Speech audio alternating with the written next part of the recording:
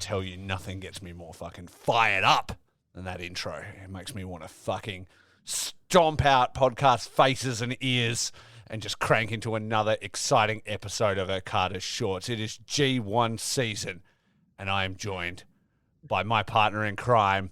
He's maybe as excited as me, but maybe not, but he's wearing a backwards hat, and I'm an hour and a half late, so I appreciate him nonetheless. Is the one and only Curtis Smith. What up? What up, son? It's me. It's the fucking backwards hat wearing guy. It's like I'm podcasting 40 with, and I'm cool. with fucking Fred Durst. No. We got to do it right. Here we go. What do I say? What's my line? Your fucking part. Something about Kings of Pod style. That's right. Pricks. That's right. That's who we are. This is the Okada Shorts podcast. We are the Kings of Pod style. We are the International Wrestling Grand Prix. That's the thing I say. Yeah, that's the I'm best your thing. good friend Curtis Spears. That's your bad friend Rafe Houston over there. What's up, Rafe? Up? Man, I gotta tell you, when you hear that song, you're just like, yeah, that's our song, man. I'm ready to fight when I hear that song. Yeah, I'll fucking run through a wall. I don't give a shit. I don't know how to like screen cap video because I have a face for the audio medium. But if we were to capture that and put it on YouTube, you and I just fucking moshing out to that every time and screaming into our microphones and stuff, I feel like people would be hyped too. So, you know. I don't know what you're talking about face for audio medium. That head of hair deserves a fucking Emmy award its own. I've been growing it in. You like that? Yeah. That's gorgeous, man. Yeah. It's a mane. It's a mane. I want to get the top to as long as the beard. Which and you know what? It is. It's obviously a New Japan wrestling podcast, so I know it's fine to talk about fashion. I did grow it like quite long, where I was like tying it up and stuff, and then you hit a winter, and it's a bit too wet and it's a bit too annoying. You're like, fuck it, and you cut it all off, and then you're like, I made a terrible mistake. I wish I'd kind of grown it out. Yeah, so. Back when I was a younger man and I had hair, my whole thing was I'd grow it out all winter long. And then that summertime would come and I just fucking all done. Yeah. And then one year I went all done and it didn't grow back. And you're like, I've made a terrible mistake. Well, see, I had dreadlocks for 10 years, like down my back, like huge, very heavy, long hair. Once I was done with that, I kind of was like, I'm done with long hair ever again. You know what I mean? And I think what really happened, and if I look dark into my soul, it was as it got longer, I could start to see the white streaks, coming in like a young Magneto. And I was like, oh, fuck, I am getting old. Maybe if I cut it short, people won't notice. And then the white became so real in my beard. Now it doesn't really fucking matter. Now it's just, I'm ready to transition into full Clooney. Like, I just want to be scholarly. white. Yeah, exactly. Scholarly and wise. So that's what I'm going to go. You look like a sea captain. A sea captain? One of these, the eyes? I'm the captain now. Yeah, you gotta you have a clipper ship, called the Orca. Oh. And you take it out. Sometimes you do fishing trips, but most of the time you go out hunting for whales. Yeah, exactly. Yeah, whales and mermaids. I know where I'm going with this, but you know what I like to do when we start a podcast? Talk about me and how good I look. So this was a great start. But here we are. It's G1 season. It begins. It's the most wonderful time of the year. It is the most wonderful time of the year. All those other seasons can get fucked because G1 season is the best. And what that also means is the beginning of G-Wondering. And so for those of you that aren't familiar, we've been warning you all, but it's an idea that a lonely boy came up with a couple of years ago on his own when he just used to talk into a mic by himself to just talk about G1 every single night by himself like a madman. And we're bringing it back, but this time I've got a friend. But we won't be talking about it together. We'll be talking about it alone in the tradition of G-Wandering, but we're going to be swapping out nights. We're going to have our own blocks. All of that's going to be decided, but you guys are going to get 10 to 15-minute bite-sized episodes of our individual takes of every night of the G1. Will they be on time? Probably not, but they will come out regularly. When I was doing it the first time, like the week would build up and then I would just knock out 4 in a night. And by the end, I'd be losing my fucking mind. So that's what we're going to do. But there will be that content. So listen to it or don't because it's free. So many shorts. Yeah. For shorts. It's Okada shorts. Oh, Jesus Christ. There's something here. There's something we can workshop here. There's something in that. It's the Okada shorts presents G Wandering. Or I like it. Okada Shorts presents the G Wandering shorts. Either way, there's a lot of shorts happening, and if you've listened to our episode before, things are either shorts, meaning good, or pants, meaning bad. And what we're going to do today, we're going to break down the blocks, we're going to work out what the fuck we're doing and who's reviewing what block, and we're also going to give you our best case and worst case scenarios for the G1. Now, Curtis, it's not going to surprise you to know that I've done no homework and don't even have the standings up. So if you want to go ahead and tell the people what we're doing, that'd be great. So the first thing we're going to do, there was a match announced, or a couple of matches announced for the Music City Riot, I think is what the next show is going to be called. I want to talk about that a bit because we get the return of Deathmatch Despy, and he's taking on John Moxley, and that tickles my fancy. Boner alert. Yes. The next thing I want to talk about after that is a very special moment for me personally during the Kushida return show. And then we're gonna talk about all sorts of G1 nonsense and get you primed for G Wondering, because right now, as it is, we've got about 32 hours until G1 starts as of time of recording. It is coming in hot, and we've still got to both complete our pick'ems. So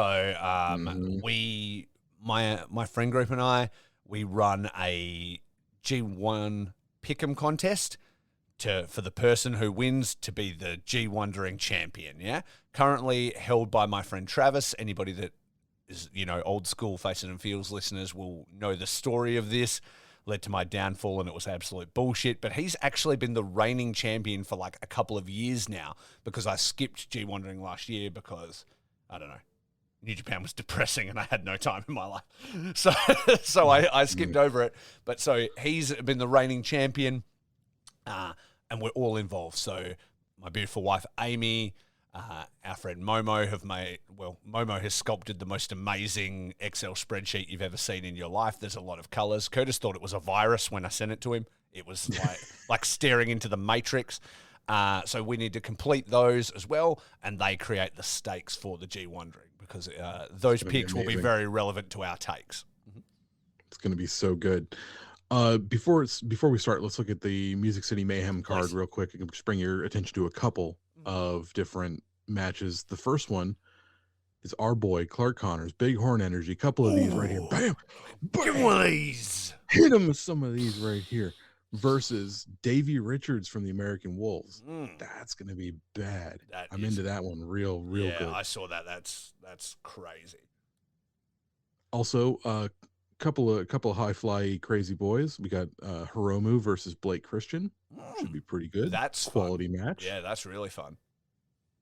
How's this one strike your fancy? Okay. TJP and Aussie Open, Mark Davis and Kyle Fletcher versus the Sauce, Alex Zane. What up, Alex Zane? Itakimasu and FTR. Yeah, that's hot. Yeah. Tell me this. Do I have to buy a fucking fight pay-per-view, or is this just on New Japan World? This is a fight pay-per-view. God damn it. We might have to shell out for this one. This is sounding looking fire. At this card. I'm going to shell out for this one. We can split this one for show. Next up, Kushida against Alex Shelley. Dude, I saw his little love note that he wrote him. It was cute. Yeah, Time Splitters Explode, buddy. That one's going to be rad. And then to end the night, John Moxley, Death Rider John Moxley versus Deathmatch Despy, El Desperado.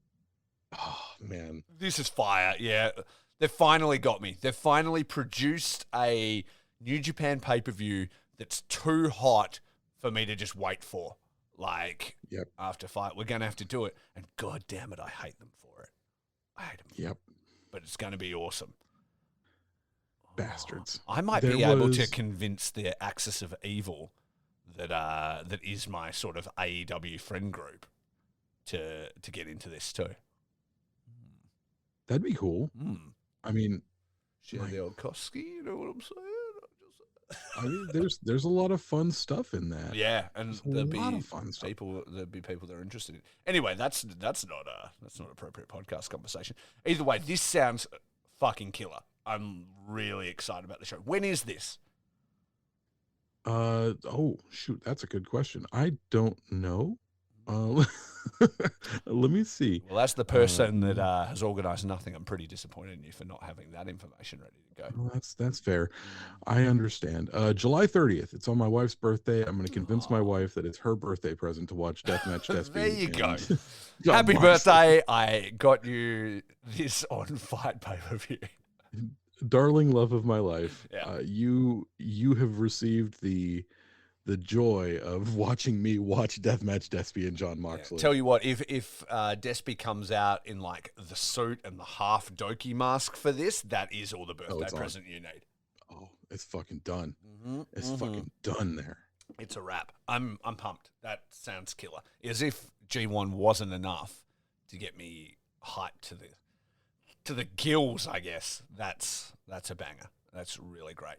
That's a very big cup you've got there. That is my Yo-Joe G.I. Joe Walmart cup that I got. I think it's like That's as big as your $2 head. at Walmart. That's awesome.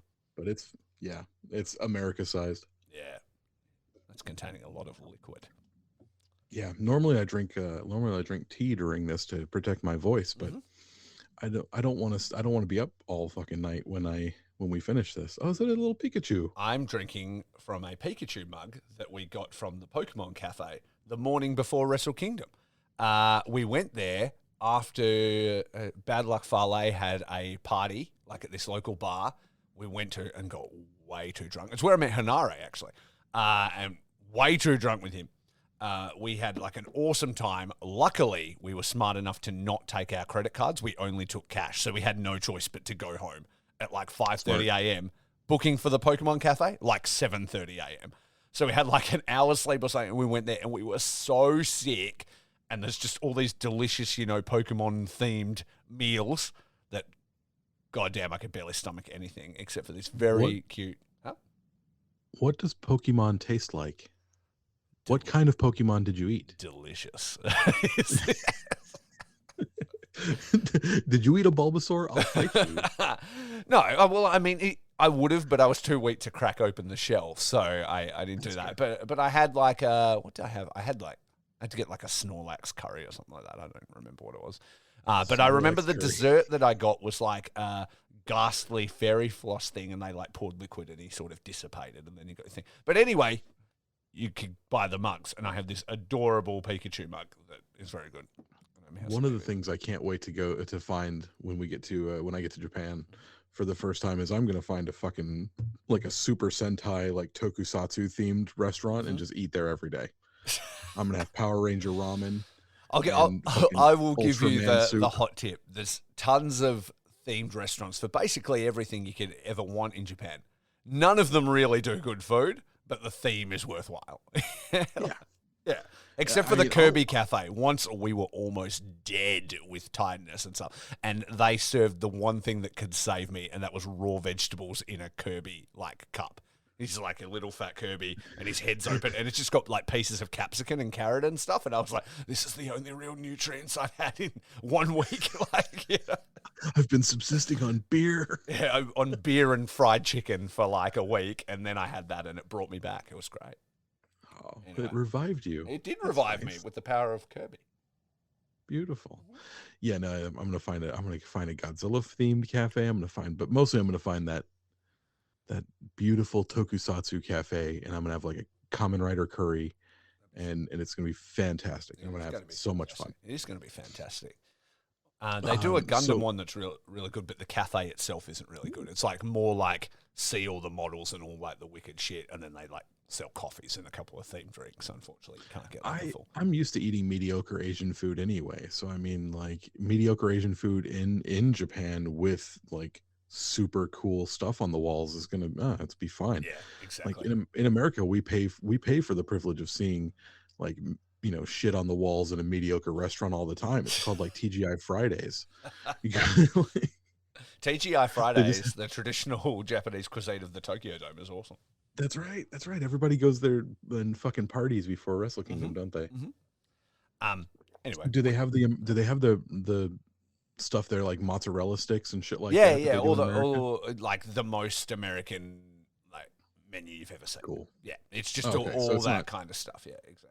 I was thinking it might be like a Japanese version of TGI Fridays where it's like a super processed, homogenized fucking Japanese food instead of American food. Yeah, like prawn burgers and stuff. No, it's like straight up like beef burgers and all the regular TGI Friday stuff.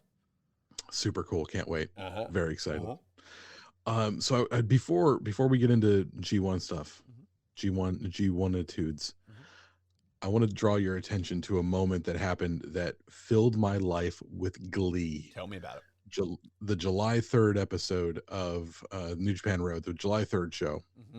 It was a pretty good card. I was watching it, having fun, and there was a great match with Great Okan and Aaron Hanare versus Bushi and Hiromu. That was great. Hanare got the win, picked it up there. Good for him. The fourth match, though, is what we're going to bring it to. Yuji Nagata, Blue Justice, the DKC, and Clark Connors, Bighorn Energy. Bam! Couple of these right here. Taking on LIJ, Sonata, Shingo, Tetsuya Naito. Connors gets in the ring, tags in for the first time in the match. He squares up to Naito and says, "No, I want Shingo." And my heart fluttered. Oh, that's awesome. Clark Connors versus Shingo is a match that I didn't know I needed, and now I must have. Yeah, I must have this. So what happens then? So does he like point over Naito's shoulder, or he just says it to his face, or he walks past him? How's it go? Yeah, he got right in Naito's face, and he said, "No, give me Shingo," and he pointed at Shingo, and Naito was just like, all right, like, tranquilo, homie, tranquilo, and like. Yeah, like kind of tease, like, "Oh, am I gonna tag him in?" Yeah, of course I'm gonna fucking tag him in. It's fine. They only locked up for a few seconds. There was no really like huge momentous, it was the very beginning of the match, so they just had a couple of exchanges and then the match continued on. But like, give me that for 15 minutes and hook it right into my fucking eyeballs because I want it. Yeah, I want Shingo and fucking Clark Connors so bad. Oh, that would be an awesome match. Have they booked it yet? Have they announced it's going to be happening? Haven't seen it yet. No, it might have just been Clark going into business for himself. In that case, good. Yeah. Good. Do that. Then the final match of that night was the Blacksmith Ghetto, Taiji Ishimori, the Bone Soldier, and the returning Kenta versus the Sauce, Alex Zane. What up, Alex Zane? Kushida and Hiroshi Tanahashi. So you got with Kushida, Kushida's first match back. It's also Kenta's first match back. You've got his final New Japan opponent, Hiroshi Tanahashi, and his final NXT opponent, Alex Zane. And they're teaming up with him to take on the Bullet Club. Yeah. Oh my God. This was a moment. And you could just Alex Zane, and I'm not just gonna sit here because he's the new hot thing. Like, he is beloved. Yeah, people in Japan. He's a made man in Japan. Love him. Yeah, he's dude. Like, you know how when Desperado comes out and you just see Desperado merch fucking everywhere because everyone loves Desperado. That same thing. Like when Zayn came out, towels, T-shirts, all of it, fucking everywhere, dude. Like, and people just like when the merch didn't exist, just making it themselves. Like that's exactly that's how you yeah. He's got like the towels that they show support with, the big like the banner towels. He's got one of those now. Oh, does he? People were fucking holding. Yeah. How often do they hot shot that though? because there's guys who have been with New Japan forever that still have never had like a support towel or whatever, and I don't know if like what kind of contract status or whatever he is with New Japan, but talk about being hot shotted straight to the thing. I saw he had socks and shirts and like they just like rolled it out. The contract status is, oh my god, blank check. Yeah. Roll up. How much you want? Roll up the truck. He's like, I'll just take it in meals, and they're like, too easy. Yeah. I'll take it in Crunchwrap Supremes. Yeah, thank you. Exactly. Dude, they must have just been like, excuse me, Alex, thank you for coming to do the best of the Super Juniors. Here's a contract for 8 years times however much money you fucking want. Get him on that Kota Ibushi contract, the forever contract. Yeah. Which Kota's maybe having a bit of trouble getting out of now. I don't know what's going on there, but yeah, dude, he was just in Australia, the other side of Australia, unfortunately. But you see that him jumping off that balcony at WSW? Yeah, whoa. I was like, New Japan need to be like, maybe don't do that.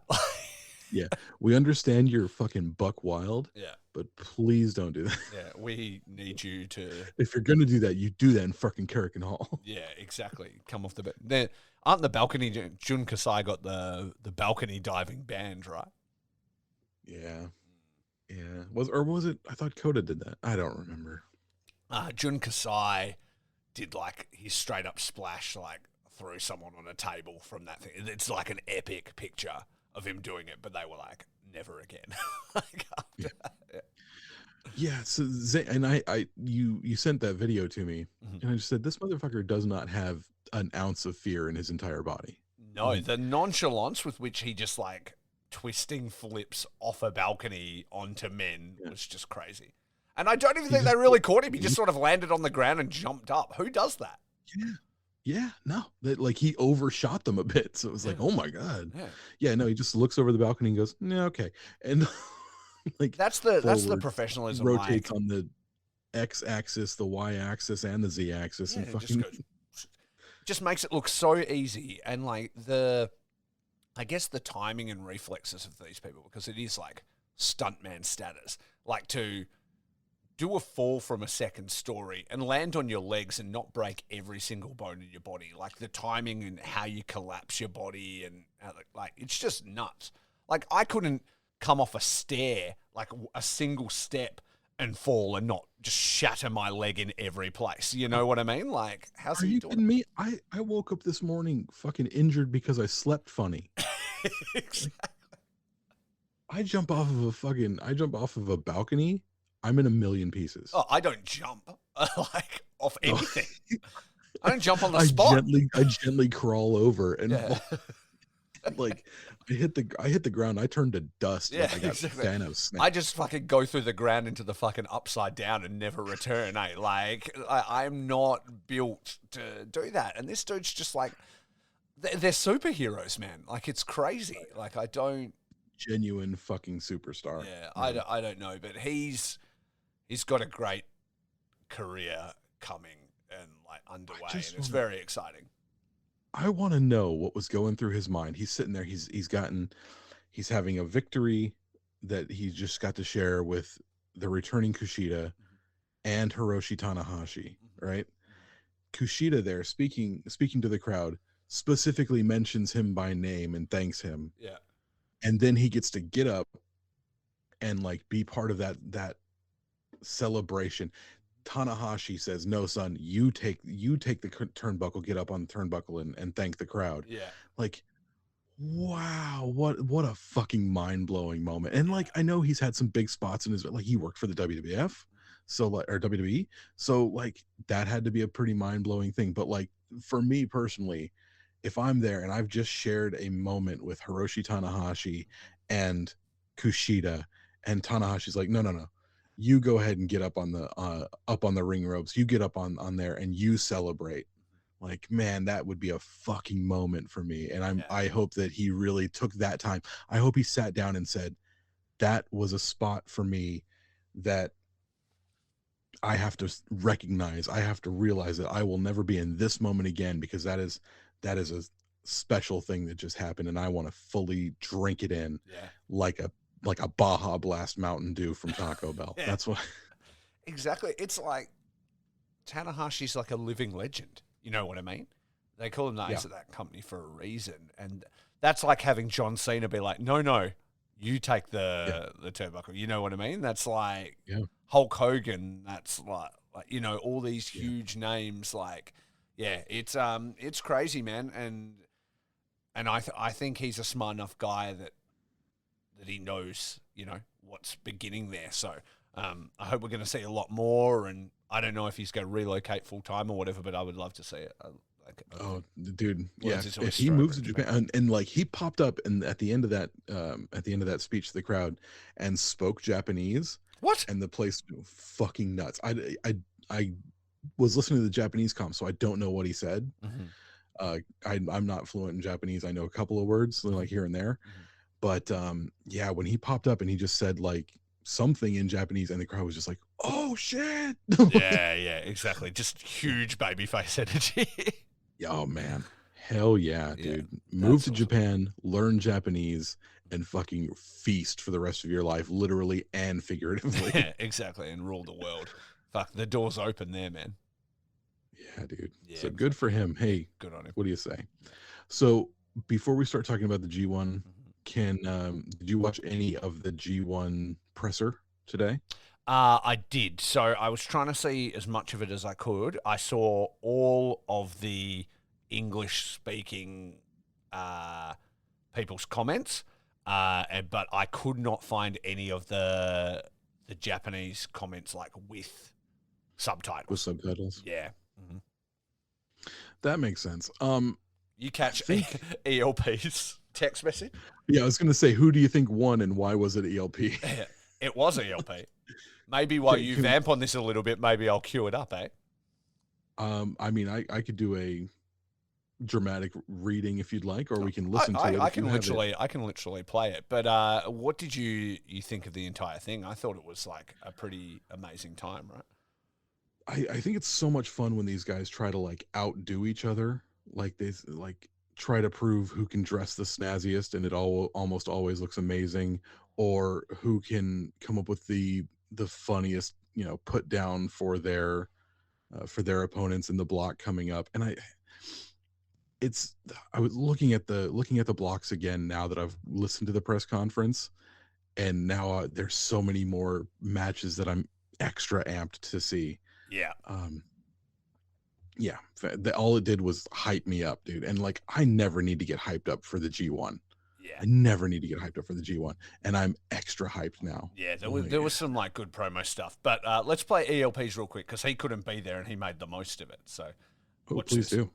It's me, the newest heavyweight, the man with the plan, and the golden tan, ELP. What up, Charlton? Look at this tan, such a nice color. Look at these beefy muscles too. I've been working out lots while at home. Watch me do 50 push-ups. Do Boom. 50 push-ups. Now 500 squats. Do 500. Do 500 squats. I didn't even break a sweat. Didn't even break a sweat. Look at Will Ospreay. What is going on here? You look like Jake Paul had slow and sensual intercourse with the abominable snowman. Osprey can barely even stop himself from laughing here. Like, he's trying to be mad. Speaking of abominable, what's up, Finley? Glad to see you back. Juice is losing. Is here looking hard as expletive, as usual. My man. My man. Big, huge. Looks like a wet rhinoceros fart. Speaking of farts, Yoshihashi, you look as if you have smelled one. Last but not least, Shingo. Apparently, you do not know what ELP stands for. I will tell you. Extremely long phallus.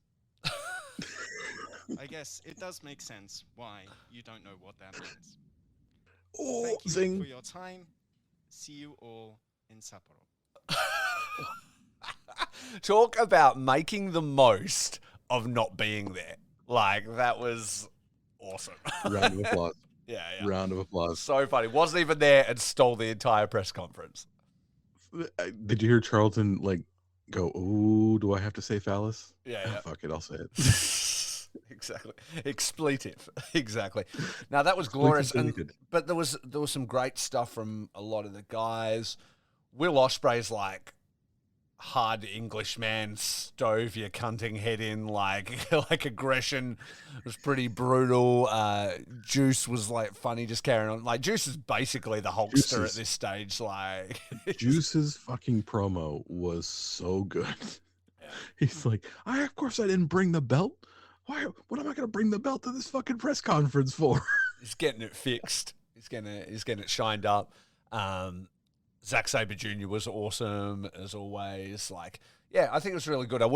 I'll be looking forward to watching the whole thing with the subtitles because I like to, see what the Japanese guys say. Kenta's was pretty funny because he said a little bit and then he was just making the translator say Japanese foods, just to fuck with me. Yeah, he's like, tell him my favorite foods. What is a Tokyo banana? It's like a little banana cake thing. I haven't had one, but you sort of see the ads for them everywhere, I believe. It's like a little packet cake, and it looks like a banana and tastes like one. Yeah, I think. I don't know. Okay, well, I mean, I'm into that. Yeah. You would be into it. I bet you it's delicious. Like they sell them in like little gift boxes and stuff like that. Okay. Cool. All right. I'm into it. So anyway, I thought it was really, it's always fun to watch these things. And yeah, who do you think won best dressed? I mean, as I said, I haven't seen them all. Oh man. If you say anyone that's not Tom Lawler, like oh, actually, it is Tom Lawler. That is absolutely. He came as like a fly fisherman. Yeah, his denim on denim on denim, like triple denim. His like weird vest and floppy hat. Exactly. I thought his promo was really good as well for his first sort of words in Japan. Yeah, and he had a really smart bow tie, so you just can't beat that. He looked ridiculous. But I think Japanese fans are really gonna love Tom Lawler. I think so they're gonna have a great time with him. And he brought Royce Isaacs. Was it Royce Isaacs he brought with him? I think it's Royce Isaacs. I think it is, yeah. They just need to bring the entirety of Team Filthy over. Just can you imagine how fucking over Kratos would be with that fucking Japanese audience? I'm honestly surprised they didn't like just have him roll in with a squad, But I mean, it is G1. Yeah. They keep it pretty one-on-one-y. Yeah, they can only have so many people in the building, so like maybe rolling up with 6 dudes isn't the best. You can have one. Yeah. And I thought it was interesting. Like Jonah's promo was very TMDK heavy as well. Yeah, dude. Is it like, as an Australian, does it do you proud to see so much like TMDK representation? Dude, like TMDK is Perth. Like it's my hometown. Like Mikey Nichols, Shane Haste. Jonah isn't originally from here, but he was sort of part of it, all those guys, Marcus Pitt, Damien Slater, they're guys that wrestle at EPW, like here in Perth. I've covered them before. I don't get to as much shows as I would like. Sometimes the locations of where they have to run and stuff doesn't really work out, but it's like a really great promotion. And Team DK has always been like a really big part of that. So yeah, it is kind of crazy to see it represented. It was obviously very interesting when they went to NXT. They obviously couldn't be TMDK there. They were TMC 6-1 or whatever, Mikey and Shane. But yeah, it was really cool, man. And I think we're gonna see like a new kind of like real New Japan faction, like them bring it in and make it a thing, which would be really cool. Yeah, I dig it, man. Like having TMDK be an actual faction represented in New Japan is cool as shit. Yeah. Did you see the match that they had recently with Aussie Open on New Japan Strong? I did not. No, Oh, let me see if I can find I that. have not Actually, been able to watch much Strong. I need to get into it. yeah, it was this week's episode. Vamp for a second. I'll find you the results. Yes. So Strong, like, I don't know. For me, like, the amount of wrestling I need to get through and the amount of shows and stuff I watch is extreme.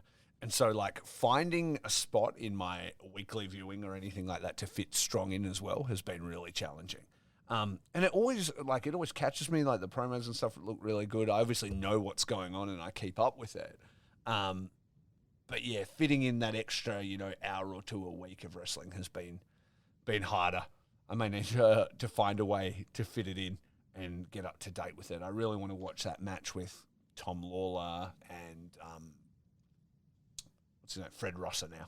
Yeah, I almost said Darren Young, but yeah. Oh, that's no good. It was I can't find the actual match right now. I guess that sucks. That's okay. They did have a match with West Coast Wrecking Crew, Royce Isaacs and Jarrell Nelson versus Shane Haston and Mad Mikey. Yeah. So that was on Strong That's cool. most recently. Yeah. I think that was on the newest episode. That was really good. That's awesome. And Jonah had a singles match as well against Taylor Rust, who was former Team Filthy. So it was. Yeah. I don't know how. Well, I do know how because they do what they do and they let go of a lot of talented people. But I don't know how, like, WWE let people like Jonah and Shane Haste go. You know what I mean? Like, they're the sky's the limit for these guys. So. Oh, I found it. Here we go. It was Hinare, Great Okan, and Aussie Open versus Jonah, Shane Hayes, Mikey Nichols, and Bad Dude Tito. Ah, that's right, Bad Dude Tito. Yeah, and Hinare did pick up the win against Bad Dude Tito, who is now an official member of TMDK. So that's a thing. Yeah, and Bad Dude Tito was like in Japan as well, right? May still be, but was like teaming in Korakuen Hall and stuff. Is that right? Yeah, he's going to be doing some undercards on the G1 this year. Yeah, cool. Mm-hmm. That's awesome. Yeah, so that's fucking rad. So I'm really excited. Really excited for that, man. That's some really cool. Like, they were really taking advantage of Australia, like, and that their proximity to that, and really tapping into that market, and hoping maybe they can do for Australia, the Australian scene, what they did for the English scene when they started sending people over for Rev Pro and things like that. Yeah, and I think obviously Farley's connection with the Australian scene and the New Zealand scene and stuff like that leads to a bit more of that. And then also you've got Robbie on board now, and he knows everybody and all that kind of stuff. It just seems like a natural fit. And like you say, Australia's proximity to Japan, it's not a long flight to get there. It's not even that expensive depending on when you go and stuff as well. So I think that's a great feeder system for New Japan. And there's a lot of very talented wrestlers here. So, yeah. And when these Australian talents are in Japan, do you think that maybe there's a way that they'd be able to, like, say, watch their favorite Australian television shows while they're still in Japan? I think there would be, thanks to the power of NordVPN. Is this where we're going already? Well, that's where we're going. Oh yeah, tell me about it. We're working it in. So yeah, NordVPN. It's a beautiful. I've been really taking advantage of my NordVPN this week. Have you? I hooked up NordVPN on my TV upstairs for my wife, and she is now fallen in love with watching Pluto TV, which is a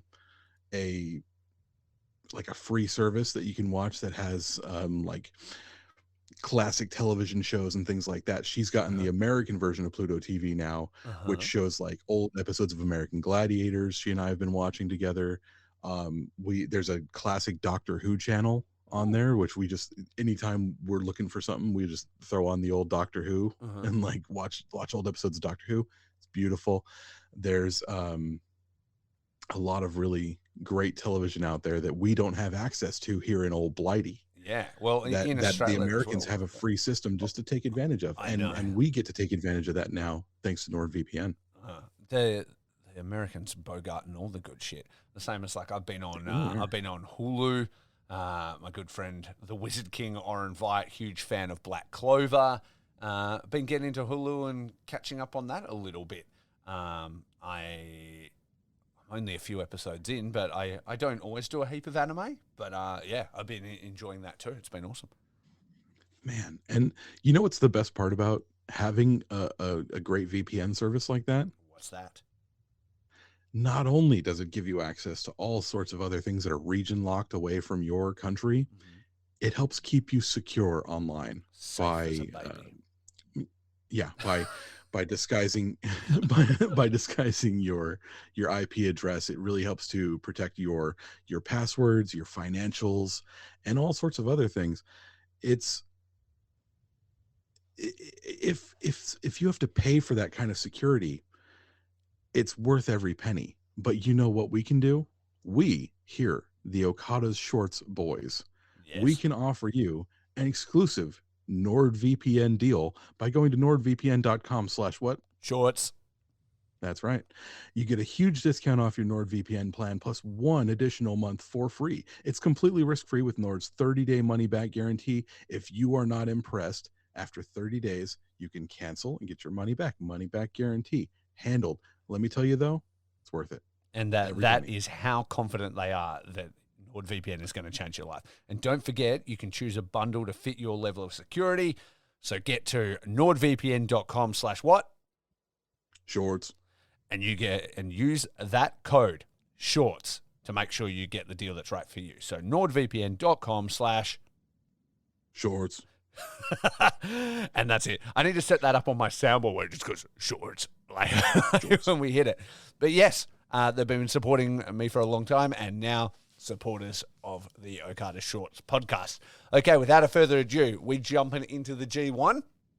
We're going into the G1, son. Deep. So let me read off the blocks first. Please. Okay, I'm sure everyone knows this, but we're going to get some in-depth analysis right now. A block. A block is the monster block. Monster block. Kazuchika Okada, who is a monster right now, fucking just can't be beaten. The monster except slayer. when he gets beaten. Kazuchika Okada, Toru Yano, Filthy Tom Lawler, Jeff Akabu, Jonah, Bad Luck Fale, and Lance Archer. Oh my God, there's so much meat. So much meat in this block. Exactly. It's been really interesting how they did that promo video. They've set it up as monster block and, Okada as the monster, hunter, ready to slay them all. And then everybody, they kind of went through like the whole, thing of what each guy is and what type of monster he is, like the filthy monster and the murder hawk monster and stuff like that. And the monster hunter, which is, Yano, who's, looking for Okada and all that kind of stuff. This is going to be a really fun block, bro. So we're in agreement, right, that this is just Okada's block, right? Like they're setting it up that way. It seems pretty likely, but you could maybe see like an upset. I'm just not sure about a couple of the unproven commodities in here. Like the stuff that Jonah was saying, I'm the super heavyweight of New Japan, I'm going to make an impact, all this kind of stuff. They haven't had somebody his size in a long time / ever, and you could see New Japan just going, we're about to create somebody here. Like, so that a lot of people would be thinking Okada's block, but there is the opportunity that Okada could get spoiled by the end and you put through like a Jonah into the semis. He's ex-WWE. He's a huge monster. I think the Japanese fans are going to be really into him, and I think there's an opportunity for them to build a megastar out of this block. There's an interesting name here for me when it comes to Okada, and that's Jeff Cobb. Yes, Jeff Cobb, Okada currently holds serve. Like he beat Jeff Cobb last year, and I'm wondering if this is the year that they're going to let Cobb get his win back, and maybe kind of get one over on Okada. But their match is night one. Yeah. It's I mean, is that going to be my pick for an upset night one? It might be, Mm. but when I'm looking at those, when I'm looking at the tips, as you call them, the pick'ems, Mhm. 3 of my upsets are like night one or night two, and I was just like, I don't think they're going to do all 3 of these. So now I've got to go Yeah. through and figure Yeah. out I'm which exactly the same.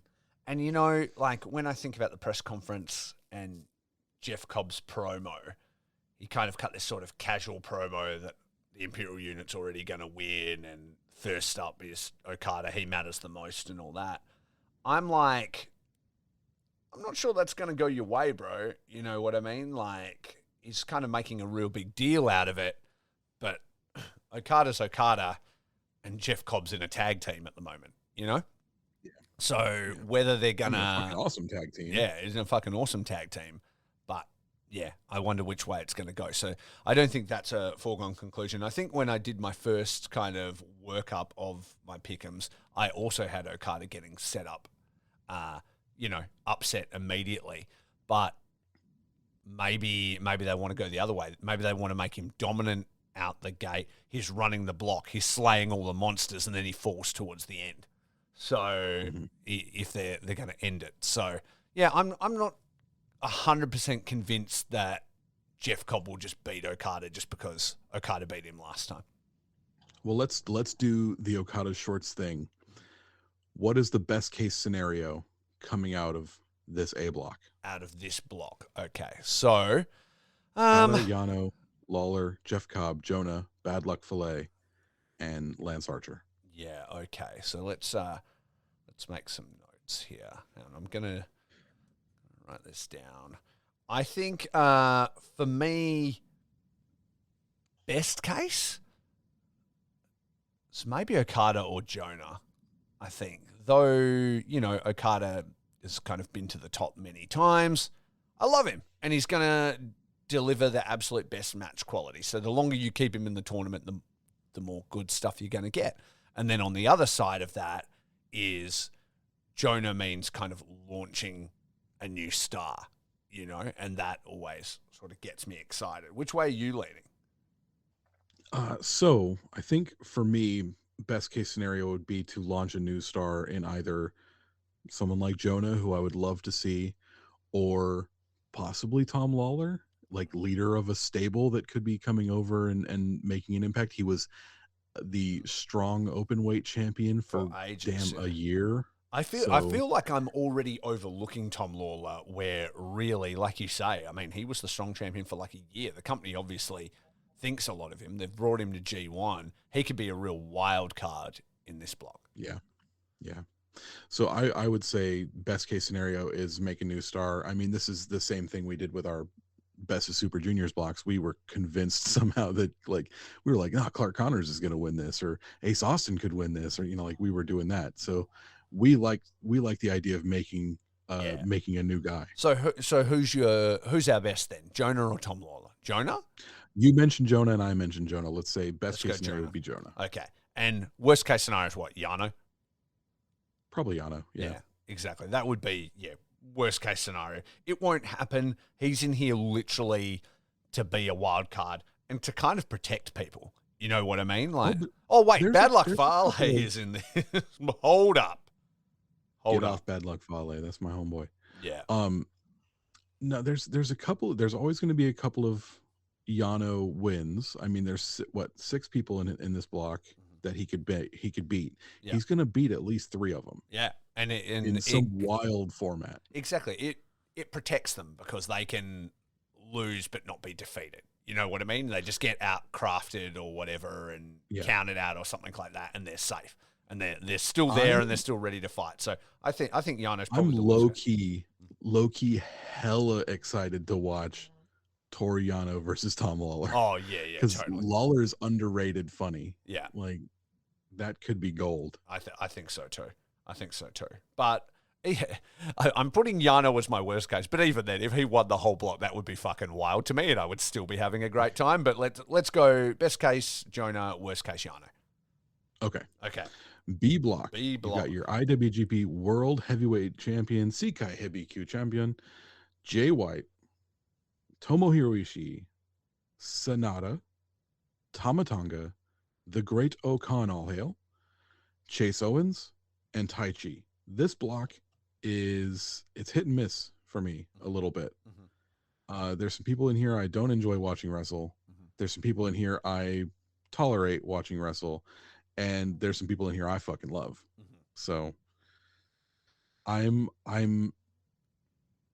very excited to see Great Okan start making his way up the rankings a little bit now. Like I would love to see him maybe get a sneaky one against Jay, or work himself into the US title picture by getting one over on Sonata, maybe get into the Never picture by beating over or getting one over on Tama Tonga. Like Great Okan, making moves in this block could be fucking great. Yeah. It could be. Hey, it just depends. Much like I was saying with Jeff Cobb, it depends what their kind of plans for them are. Like, are they keeping the United Empire as like an active tag? You know what I mean? But then, I mean, we have seen, we've seen, Zach and Tai Chi still do well even when they're in tag teams and stuff. Mm-hmm. What are we thinking here? I think this is a good storytelling block, though. So, say what you will about, say, Chase Owens or whatever. He hasn't, historically been up the ranks, but I'm interested to see him against like a Jay White or, and some of the different combinations. The thing about Chase Owens is he has that Southern style. Like he comes from that school, so he knows how to tell the story first. Like he may not be the best like performer in my eyes, but he's a good storyteller in the ring. Like I remember watching his match with David Finlay and being like, oh my God, this is just going to be fucking hot garbage. And like, I was enraptured. I was like, this is great. Yeah. Like these guys are fucking working and they're telling a story and they're blending really well.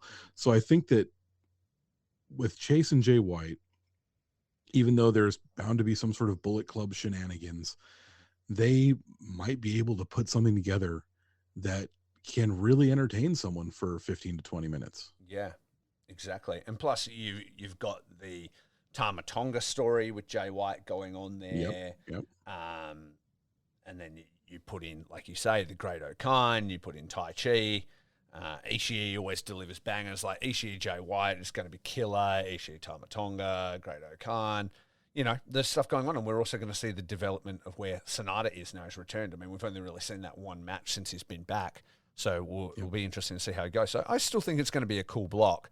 As far as best case, worst case, who are you thinking is your best case scenario here?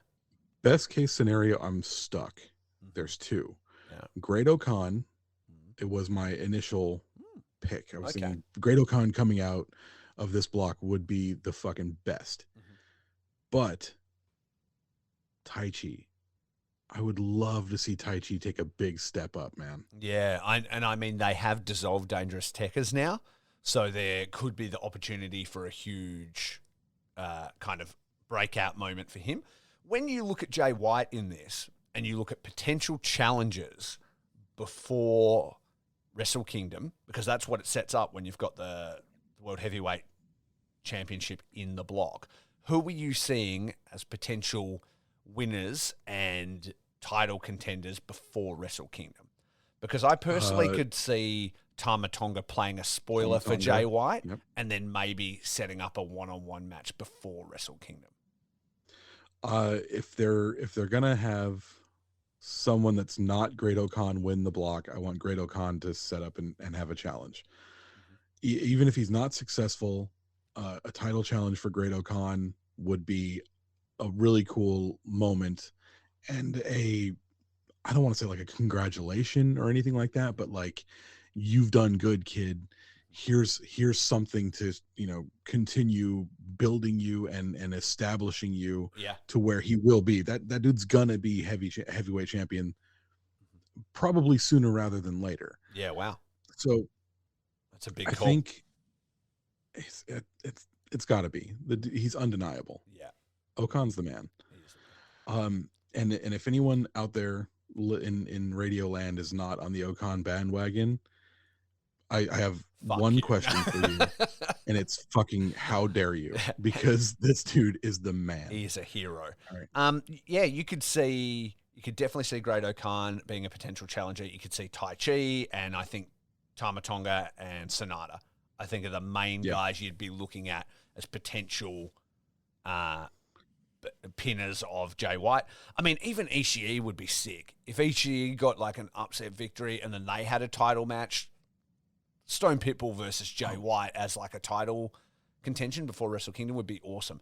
And that as Western you start to break would be all over that, man. yeah, and as you start to break this down, that becomes a really interesting block because that's the story that tells, you know.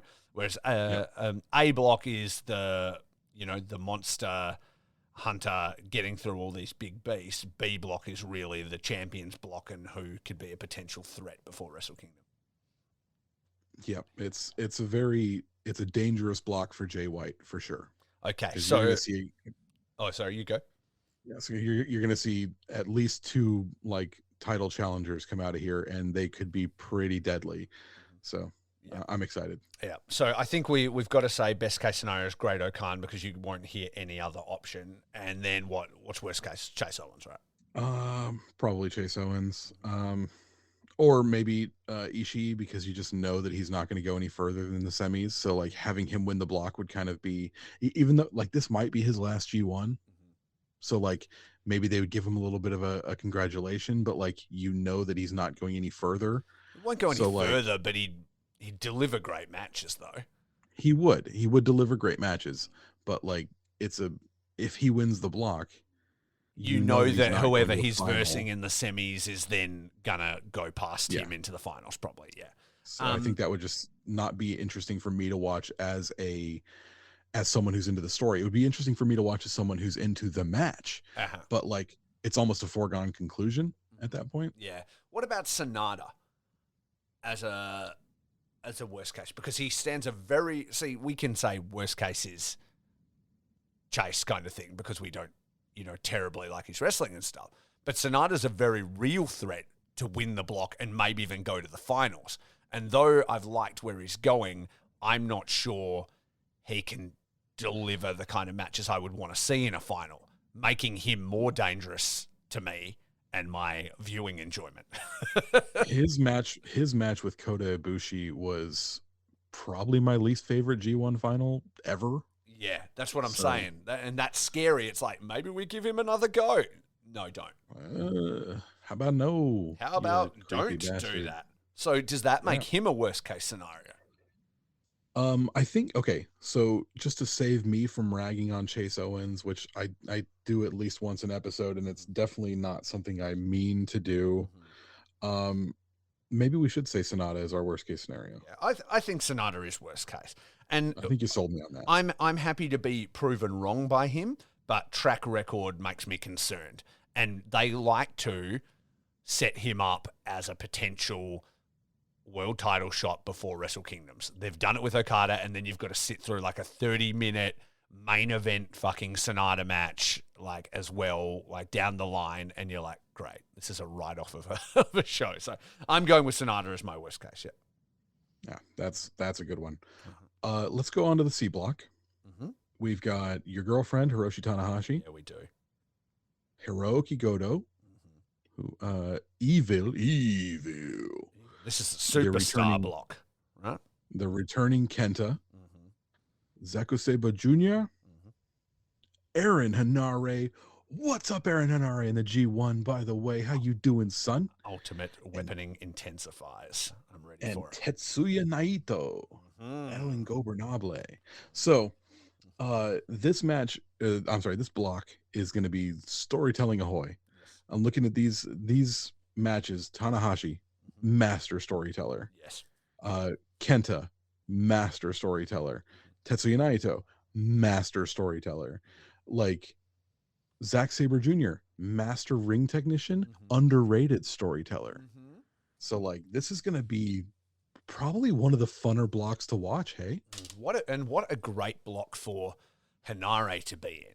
You know what I mean? For his first one, because you're just in there with all those like superstars. You know, they're he's gonna beat at least one of these guys, Mhm. and it's gonna be fucking huge. I think, like, I'm pulling for him to beat Tanahashi on the first night because, and he even that was one of my picks too. yeah, in his press conference, he's like, I'm not even looking past you on the first night, my old friend, because they've done Hanare in the World Tag League. They're always friends. They've always, been tags, and he'd been the pin eater and stuff when they'd done multi-man tags and stuff like that. So this could finally be the coming out party. And he's like, I'm the biggest guy in this block, and I'm going to show everybody here what's up. And I would love to see some huge upsets from Hanare in here. And I would like for him to finally, after 6 years of loyalty and grinding like for New Japan and everything he's gone through, I'd love to see him make a statement in this block. I don't think he's going to win it, and I don't think he's going to have the highest wins, but I'd like to see him pick up some signature wins and start to be taken seriously in this company. Can I tell you a couple of matches that I think that would be great for Hanare? Mm-hmm. Tell me. I would like to see Hanare maybe get one over Goto and have the never 6-man open weight shift over to the Undisputed, or the Empire. United Empire. Mm-hmm. And another one that I was thinking would be a lot of fun is Hanare beating Evil and maybe having Empire feud with the House of Torture. When did when did House of Torture lose the never open 6-man tag team championships? I thought they had at the beginning of the month. It was not the Kushida return shows, but it was in that same block of shows. Oh, right. Okay. Yeah. That's. I was going to say, it wasn't on a main show. It was just like a house show. No. Okay. Yo pinned show to win the titles. Yeah, that's a face you're making, isn't it? I can't imagine. My eyes are rolling so far into the back of my head, I feel they may snap off at the stalk and just fucking roll about and leave me blind for the rest of my life. I can't imagine caring about anything less. All right, we're not talking about fucking Yo. All right, so this is still looking great. I would love to see exactly what you have said for Hanare. I'd love to even see him do something wild, like beat a Zack. Like, I know that sounds insane. The look you're giving me is insane. But imagine that. He's best technical wrestler in the world. He doesn't have a title on him or anything like that. But Hanare is just bigger. You know what I mean? I don't think they would do it, but I would love for them to. They've got this ultimate weapon gimmick, but they've never had him do anything ultimate, And I would love to see him in a lock or whatever and just power out and just spear him to death, and it just be like, holy fuck, he just fucking did it. Like, that would be crazy. That sounds badass now that you mention it. Yeah, like, it would be awesome. The thing is, there's someone. So we're not predicting a huge like run for Hanare in this block or anything, and we're talking about Hanare because he's someone that we really like and we want to see him do well. So he's probably not going to go on a big run, but depending on where his wins do fall here, could be big moments for him, could be big stuff for his future. So like, dude, him getting a big win over Zack Sabre Jr. would be awesome. Him getting a big win over someone like Evil would be awesome. I'm not even touching the idea of him possibly upsetting Tanahashi or Naito. Ooh, yeah. I just want to see like a few signature wins to have him start being taken seriously. That's what I want to see. Yeah. I want to have him be, get a couple of things to stand out, and that would be really nice. As far as like the winner from this block, I think a lot of people would be thinking it'd be Naito, and I think they'd be thinking he's going to win the whole G1. I think that's like a likely sort of prediction. I would love to see my girlfriend, Hiroshi Tanahashi. Loving luscious locks. Yeah, luscious locks, G1 shape. Bear hugs. Just come in. And like, this is the great thing about these small blocks. Yeah, exactly. Bear hugs of me. The smaller blocks mean there can be upsets, and you can also have people get to a semi that you wouldn't normally put in a semi because it can only be, like a couple. Two dudes. And yeah, exactly. And so, yeah, I'm very interested to see where that goes. I would love to see a scenario where Tanahashi's standing there in like the final four before the end. That would be really cool to me. That would be Okay. a Okay. best case for me. Not that Naito isn't cool, but I mean he's kind of main evented quite a few Tokyo Domes recently, and I Well, would like a yeah, change up. the thing is, this isn't best case scenario for the company. Yeah. This isn't best case scenario for the story. This is best case scenario for what you and I want to see. So if Absolutely. that's your vote for best case scenario, I completely get it. Mhm. I think for me, best case scenario, I would want to see Zach. I Yeah, think that's cool as well. Yeah, I think either one of those guys would do. Can you sell me on Hiroshi Tanahashi being the best case scenario out of this block? He's very handsome. He is very handsome. He's also He's a also fucking legend. Like, let's rewind to Forbidden Door. I was pretty harsh on Forbidden Door because I was so disappointed that Tanahashi didn't take the interim title, and I had a bit of a whinge about it when we did that show. But let's talk about a man who walked into another company, got no real mic time, just got like an awkward like pose at the entrance. Then he had like just an average tag, and then he goes into that building against one of the biggest stars, if not the biggest star in wrestling, and turns the building against him. And he doesn't speak the language. You know what I mean? Yeah. That's a fucking superstar. That's somebody who knows what he's doing. And if he can still go, they should be pushing him to the moon for as long as he can still do it. And he still puts people over. Like you just said, he just had a main event or whatever in Hurricane Hall. He can see that Alex Zane's a star, and he's like, you get up on the turnbuckle. He's building new talent. He's so crucial to the company. Like, he just lends authenticity and credibility to everything he does. And fuck, I could go another Tanahashi title run today. You know what I mean? So I would love to see him in that Final Four, and I think it would be like a cool change up from the other things, you know? Tell me about Zach. Let's debate this out real quick. So Zach was, I mean, if you just look at the first few months of the year this year, Zach was a shoo-in for Wrestler of the Year. Mm-hmm. His run in the New Japan Cup was godly. Mm-hmm. His match with Okada was really, really fucking good. Yes. His match at Wrestle Kingdom was really good. Like, Zach was on a fucking roll. He's calmed down a bit because we had the Best of Super Juniors. They cycled him down after his title challenge. And maybe it's time to boot him up again. Maybe it's time to really let him go on this run, win the G1, and challenge at Wrestle Kingdom. I know it's probably not a thing that's going to happen, but just imagine how dangerous Zach could be. Like, holding that briefcase and saying it doesn't matter which one of you it's going to be. Someone's going into Wrestle Kingdom as the champion, whether it's Jay, whether it's Okada, whether it's whoever in Jay's block beats him, whether it's Great Okan or Taichi or whoever challenges between here and there, whoever it is, it doesn't matter. You're leaving with a snapped fucking leg and an arm that bends the wrong way, and I'm leaving with your fucking belt. Like, I would love to see that murderer in Zack Sabre Jr. come out. I would love to see it, but I feel like in his press conference, he already dispelled it because he was like, I don't give a fuck about Wrestle Kingdom. Regardless, I'm going to be versing you in England, you know what I mean, before it. I don't even give a fuck about a briefcase. I don't even fucking need one. I'll be waiting in England and I'll be taking the title there. So I feel like he's already done his talking where he's like, I mean, he quite often dispels the G1. He goes, it doesn't fucking matter. I just need to beat the champion and then I've got a title shot. And he's already saying he's got a title shot. So again, he doesn't really care about the G1 as much, other than being dominant. So, and mind games. And he already won the New Japan Cup. So how likely is it that you get a back-to-back New Japan Cup G1 from him? Not very likely. We're not looking for best case scenario for company. We're looking for what we think the best case scenario would be. And I am going to say right now, I think you sold me on Tanahashi. I mean, that's just out of pure love for Tanahashi. Well, I mean, he smells good. I think the story that you laid out was Zach, but I still think my best case scenario is Tanahashi because we'll go with Tanahashi. I'm down with it. Yeah.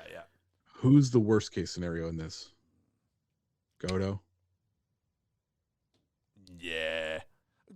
Let's talk about Evil real quick because we've kind of glazed over Evil. I think we're going to see some upsets from Evil in this. I know he made comments. He's like, don't you think we've got a plan kind of thing? And I think it's going to cycle back around. They no longer have those open heavyweight title. I think that New Japan frees him up to win the IWGP World Heavyweight belt. Again, exactly. And I think they never really got their legs out of Naito versus Evil, because like all that stuff happened. He took the titles from him and everything, but it was like pandemic time, and then they were doing like, you know, they sideways never into got their legs out of the 70 matches they fucking had. No, they're not. And they're done. gonna have another one. They're not You're done because madman. they sideways it to, like, you could just cycle up an Evil Naito. I'm not saying this is something I want. I'm not saying it's a thing I want, but it could, if they want to pull the trigger on Evil being like a monster heel, they could do it. Yeah, definitely. I don't think anybody's going to want it, but if they wanted to do it, they could. So is that a worst case scenario, like, more than Goto? I mean, Goto would just Goto's be boring. That's very boring. And it's a preset, like, okay, he's not winning. Like, yeah, which G and G1 does not stand for Goto this year. Yeah, well, according to him, it does. So the question is it more like, is it more of a worst case going to the unknown of Evil, you know, well, previously known and not good, but potentially different, like domination of Evil, or is it the boredom of a Goto, which is worse? It's 100% the worst thing that you can be in wrestling, apathy. Yeah. Okay. Mm-hmm. Goto makes me apathetic to whatever happens in this block. 100%. I completely agree. I can at least watch an Evil match, you know, if I need to, Yeah. and I'll get pissed off and I'll be like, oh, fucking goddamn Dick Togo. Yeah. And, but I'll look at, you know, Goto versus like whoever wins the D block, and I'll be like, oh, okay, I know who's going to win that. Yeah. Goto matches make me want to skip them, and that, or not watch, and that. I can't always say that, because he's had a lot of really fun matches. He has, but, and I can definitely get into a Goto match, but I'm never hyped for one in advance. Fair. I'm never Fair point. can't fucking wait for this Goto banger. The last Goto match that I can remember even being slightly interested in was Wrestle Kingdom against Suzuki, like with the hair versus hair thing. And that was a really good match. And then he hasn't given a fuck since then, and we haven't. And there's been one match in the last few years of Goto's where I said that was like his run with the first run with the Never Six Mans with Yoshihashi and Ishii was really fun, really fun. But that wasn't just him, so I don't know if that works. There was a tag match at New Year's Dash a couple of years ago that was Shingo and Evil versus Ishii and Goto, and it was fucking it. Well, everybody always wants Ishii and Goto to be a tag team, and we just never get it. Yes. You know what I mean? I think Goto's more interesting in a tag team scenario, just because it's not all on him, you know? And I feel like as they're getting older, that could be a great place for them to take it. I'd love to see a dominant kind of world tag league run from Ishii and Goto. And if we saw that this year, that would be great, and I would be pumped on it. But yeah, apathy is the perfect word. And I think, like, he had an AW title qualifier match and nobody gave a fuck, including him. So that's an issue. Yeah. Yeah, that's an issue. I think Goto's more interested in being a dad and fishing and stuff. So, and that's good. And if I was his son, I'd be about it. But I'm not his son. I'm a wrestling fan. Right. And that's right. Yeah, so, all right. Then moving on. Tell me about D Block. D Block. What's the gimmick for D Block? So it's obviously Monster Block, Champions Block, I guess, Superstar Block. What's D Block? D Block, I think, might be your work rate block. Okay. When you look at it, so you've got Will Ospreay, the IWGP United States Champion, Shingo Takagi, the current KOPW holder, even though he probably threw that into the dumpster the second he got it. Yeah. Juice Robinson, Rock Hard Juice Robinson. Rock Hard. Yoshihashi, our man Tacos, current never open weight 6-man tag team champion. The returning David Finlay, huge Yujiro Takahashi, the Tokyo Pimp, and your brand new heavyweight El Phantasmo. Phantasm. This is a good block, man. Even somebody as confused and scared as Yoshihashi is capable of having bangers in situations like this. He's been known to show out in G1, so I think that's really interesting. I think probably the least work rate guy is huge, but he's also been proven to, in a tournament, maybe have like an interesting match here and there and a storytelling Got one over on Kota Ibushi a couple of years ago. Yeah, exactly. And didn't he upset Naito one time or something like that? I can't remember. But no, did not happen. No, I don't think so. They missed their match because they were supposed to have a match. That's what it was. I think I even predicted that was what was going to happen, but it didn't. But yeah, this is a great block, and I loved all the fire in the press conference in this block particularly. They were all throwing around insults and stuff like that. So I think it's going to be awesome. All right, best case, worst case. There's a lot of best cases in this block, man. Yeah, there's a lot of exciting options. It could be Shingo, could be El Phantasmo, could even be Juice. Mm-hmm. Yeah. I think that's for me. I think Will Ospreay is the man to beat in the block, but so is Shingo. Like, those two, Shingo. I mean, you're guaranteed another fucking 5-star banger. They've never put on a bad match together. Mm-hmm. Every time they wrestle, it's my favorite match. Yeah. When are they versing in it? Are they like the last night of this block, or are they like straight away, or what are we looking at? The final night of this block is the D block's final night is Shingo and El Phantasmo and Will and Juice. Right. So what that sort of tells me is that like Shingo and Will sort of be neck and neck probably heading towards the end of this block. And then we're not looking at pick'ems. No. We're looking at best case scenario. That is true. You keep bringing me back down to earth with that. All right. Best case scenario. This is not a podcast where we go predicting and fantasy booking or anything. I mean, we definitely do that, but that's not what we're doing right now. Yes, we do. Yes, we do. Best case scenario for me, El Phantasmo.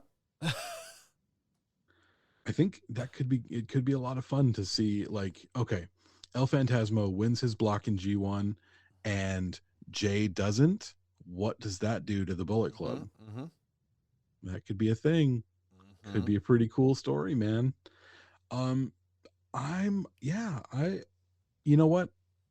I'm not even gonna argue with you there. I think that's a good idea. Yeah, I think that would be cool. Like, again, I mean, this is what we want, so it doesn't really matter. We could want El Phantasmo to have the world title by the end of Wrestle Kingdom. It doesn't mean it's going to happen. There's also something to be said from like a Shingo and a Will and what that will mean as far as match quality and sort of enjoyment, you know, as it all plays out. I'm looking at our best case, worst cases here. So we're looking at best is we've got Jonah, Great-O-Khan, Tanahashi, and then, so if we were going to look at those four, who do we think would complement them the best, and who would be most? Well, the thing is, the final night isn't set up as A versus B and C versus D, isn't it? They're all to be determined. Oh, so the winner of each block, it's not necessarily set who they're going to face. Right. So they could mix it up. It could be like A, C, A B, versus D, B and B and C. Okay. Yeah. All right then. It is hard to pass up ELP after that promo, I got to tell you. And he didn't even do it. Like, is the crazy thing, right? Yeah, Charlton did it for him, and it was still the best thing. Yeah, it's the best thing he's done. Exactly. What a winner! I would love the idea of in the next round possibly El Phantasmo versus Tanahashi. Mm-hmm. Oh, that could be a fun. I think he could have fun matches with all of the ones, like him and Jonah, him and Great-O-Khan. Like, I think there's fun things. Let's just lock in ELP. Fuck it. We're digging it. We're obviously really digging him right now. So we'll go with that. And then worst case scenario, mate. For me, it's Finley. Really? Like, yeah, I just Really? don't give a shit. No. Did you watch his promo? I kind of started to dig him a little bit. Like, I know that he's got talent. I know that he's fun, Mhm. but like, when I look at this, I could say Yujiro would be the worst case scenario, but I know Yujiro's not going to win. Yes. He's It's like he's that the Sonata Yano. argument, right? It's like there's a chance it could happen. I mean, And I Finlay mean, we're trying not to say, oh, I know that that's what's going to happen. Yeah. I'm predicting that that's what's going to happen. But like, I can't shut off my brain enough to think that Yujiro even has a fucking chance. Yeah, exactly. You Right. know. Mhm. So like, Will Ospreay is not the worst case scenario. No. Shingo Takagi is not the worst case scenario. Juice Robinson, definitely not the worst No. case scenario. Yoshihashi, David Finlay are like the two that it would come down to, and I prefer Yoshihashi. Yeah, I think that's fair. And Yoshihashi's picked up big, like I said, picked up big signature wins before, and really turning off that brain part. I really don't see Yoshihashi as a finalist either, and he's got that never open weight belt on him, so I think he's strapped up and good to go. So I'm willing to back yours in there. I personally don't think, he's the overall worst, but I can understand why you do. Just doubling back to Juice real quick, he could actually be a real good choice to win it. Like if they're really getting behind him, you know, and he's got the US belt, but he's not the US champion, and like doing all that kind of stuff. Yeah, they've always been really high on him. You could see Juice going really far as well. But so what are we saying? ELP and Finlay, or ELP best case, Finlay worst case, I think. Yeah. Finlay is a man without a country. He's not a member of Chaos, I don't think. So he's just like a year one Hantai dude that's out here with his dick in the wind while everybody else is like got storylines going. Like, because he's been made his away way for back so to long. Japan. Like, you know, he's got a little bit of heat, and he'll like with Juice, and he'll do some good matches. But yeah, there's no real stakes in him. Yep. Okay, then cool. All right, so we're looking at. Let's run them back down. So A, best case for us is Jonah. Worst case is Yano. B block, best case, Great Khan. Worst case, Sonata. C block, best case, Tanahashi. Worst case, Goto. And D block, best case, ELP. Worst case, Finlay. Let's have a look at the semifinals. Yeah. Who are our four best case winners? Jonah, Great Khan, Tanahashi, ELP. I think Jonah versus Tanahashi like popped into my head. I think that would be a fun match. Yeah, I think so too. Great Khan and ELP might be a bit sillier, but I think it would be a lot of fun too. Yeah, I think it would be cool. It's not going to be crazy work rate or anything like that. They can both work, but I think they're going to really put on an entertaining show. So I think you're going to get your work rate from possibly Jonah and Tanahashi, and then a lot of fun from ELP and where was it? ELP and Great Khan. Yeah, absolutely. How do you think that they should line up best? I think I like that. Okay. Cool. But there's a lot of great combinations, you know. Like imagine Great Khan just like fucking pinning Jonah. Like, you know what I mean? Like that's a fucking crossing his arms over a huge fucking monster. Like that's a star maker for Great Khan.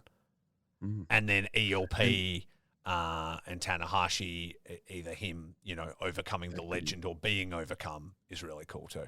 That does sound like a really fun match. What the Okan Jonah? The ELP and Tanahashi. Yeah. Like the disrespect of ELP and like Tanahashi trying to beat some respect into him. Yeah. And then you start to get that mean streak out of Tanahashi. You know, he starts to get pissed off and like fucking and gets real angry.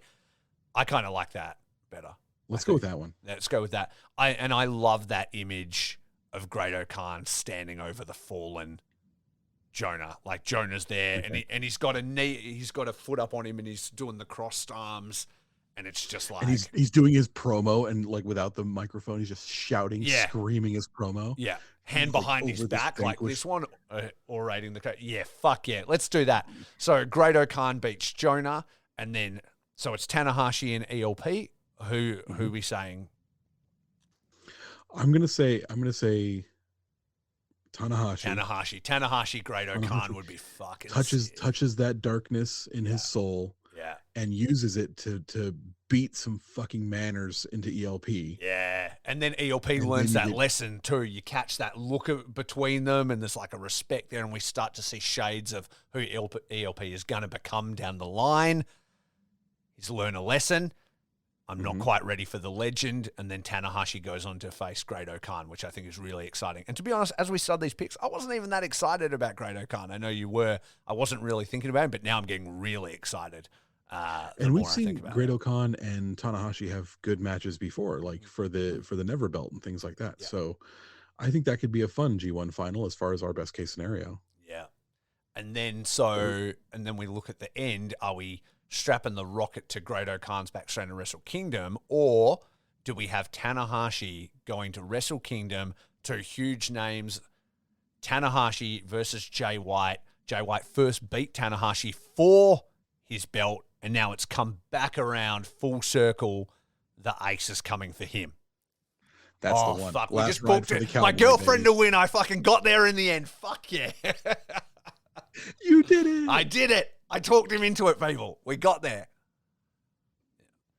Who's got can't great believe you hair, worked an me like amazing that. figure, and is the new IWGP World Champion, and G1 winner, my fucking girlfriend, Hiroshi Tanahashi. I got there. I booked it. I did it. Scenario. Yeah. God damn it. All right. Nice. I got there. I just say, I've learned if I promo hard enough and I lay it out well enough, I can get you on my side. If I take it right. I was fighting even letting him win the block, and somehow you talked me into letting him win the whole damn thing. Somebody needs to let me book wrestling, eh? I get on one about these things. So, Jesus. So who's our worst case scenario for? Oh God, I for forgot this we work? need to take it to that dark place. Okay. That's what the people want. They want to hear us fantasy booking the David Finlay G1. Okay, so here we go. I think I would put. Oh Jesus Christ, this is grim. Who are our worst case scenario winners? So we've got Yano, Sonata, Goto, and Finlay. Oof. Oh my God. Pass.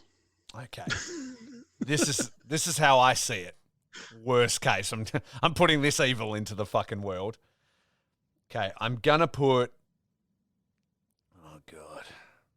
Yano and Sonata would be so bad because Yano would be trying and Sonata just be like, I don't get it. Yeah, that's what we're gonna do.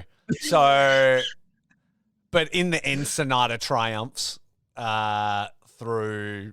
Accidentally. No, he just puts him in the paradise Yano. lock outside and just walks back into the ring like it's. Like he puts him in the paradise lock and then gaffer tapes him as well. And so Yano's just kicking and screaming on the ramp and Sonata just casually walks back in and we wait out. He rolls in at like 16. Yeah, we wait for the full 20 count and then it's just over and he's in the finals.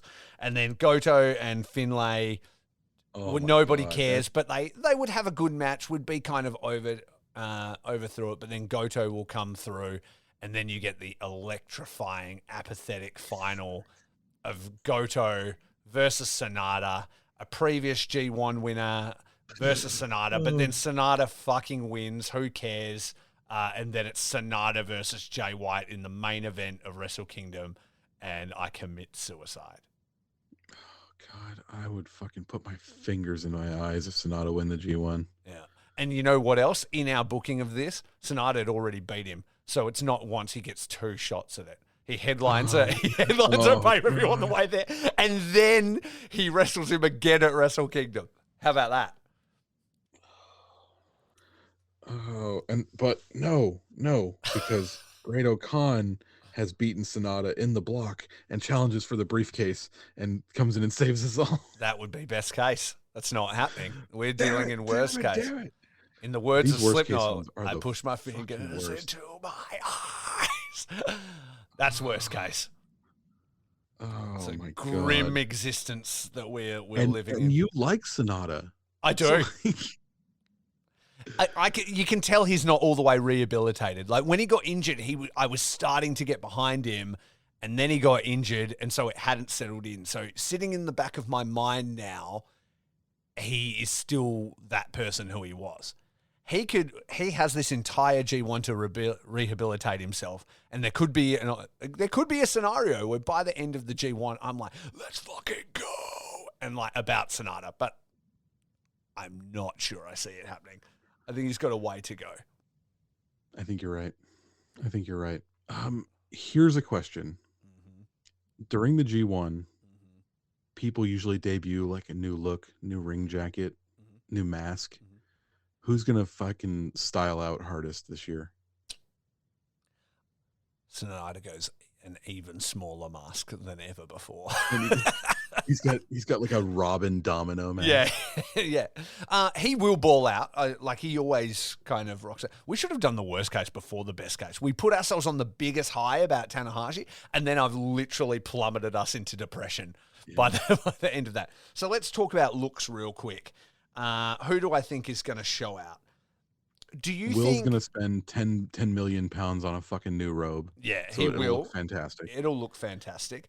I bet you Evil's going to have a fucking super cool, like, new super shredder gimmick. Like Legion of Doom, Road Warriors shoulder pads. That would be cool. I'd like to see something elaborate from him. That would be great. I think Juice Robinson has only just debuted his new look, so I think he's probably just going to back that in, just like the Stone Cold vest and just being like a not give a fuck type dude. Yoshihashi will wear the same shit he's worn for fucking 20 years. Finlay will carry a shillelagh. Huge will wear the same shit he's always worn. El Phantasmo might do something different. He's transitioning into I feel like there'll be an evolution of his vest kind of scenario. Yeah, brand new vest, possibly with some lights, possibly something cool on it. Oh, there'll definitely be lights. Absolutely. I think he'll kind of elaborate on it. In C block, Tanahashi will have something cool. He always gets a new robe, and it'll still be his same vibe, but it'll be awesome. Goto will still wear the same blue shorts he's been wearing forever. Like we said about Evil. What are you seeing from Kenta? Kenta's kind of in a I don't give a fuck moment right now. Like he was wearing the sunglasses and just a shirt. His hair isn't grayed out. Like he's kind of not caring. Kenta is the coolest motherfucker on this earth, and I will not have you say anything disparaging about my motherfucker Kenta. No, but that's what makes him cool. He's too cool to give a fuck. Yeah. When he came out at Wrestle Kingdom with that iced out white on white look before the fucking hardcore match, dude. It was sick. But I don't think he's going to be in the white on white. I think he's just going to be in black gear. Like, I don't think his current sort of iteration will see him going too crazy on gear, because that would mean he'd care. And cool people don't care. Cool people don't care. No, that's true. Exactly.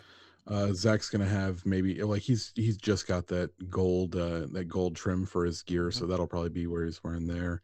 Hinari might have like a new like super cool ring jacket, because he's got that one that looks like crocodile skin. Yeah. And that's pretty badass. But like Hinari might pull out something fucking fancy. Yeah, especially for his first night against Tanahashi. Absolutely. I know he'll be wearing gloves.